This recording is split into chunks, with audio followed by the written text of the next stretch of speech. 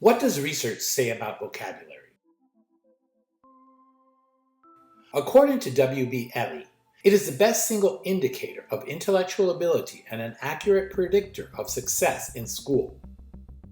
According to Dr. Robert Marzano, the strong relationship between vocabulary and general intelligence is one of the most robust findings in the history of intelligence testing. Vocabulary scores correlate more highly with intelligence levels than any other individual measure, and vocabulary is an excellent predictor of academic success. The importance of teaching vocabulary. Differentiating between BICS and CALPS. BICS, or Basic Interpersonal Communication Skills, is social language. It is the language we use to communicate with family, friends, and acquaintances in social settings and events. BICS can take anywhere from 6 months to 2 years for students to learn and use effectively. BICS has low cognitive demand.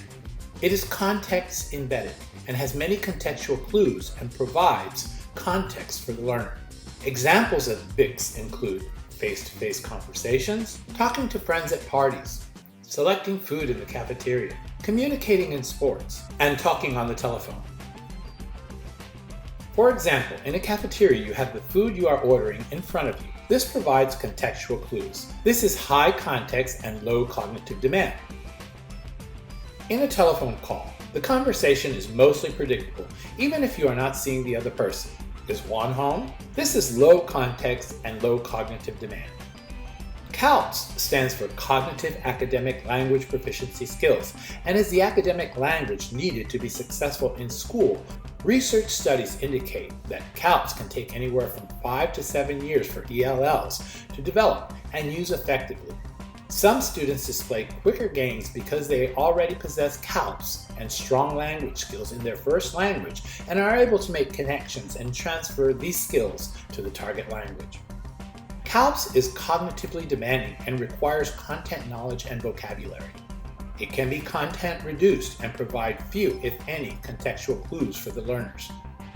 CALPS refers to academic language and language functions, as in reading, writing, math concepts, social studies, science, technology, evaluating, synthesizing, analyzing, comparing, classifying, and inferring. Examples of CALPS include reading and writing, math concepts and word problems, oral lectures, academic texts, and most content area classes.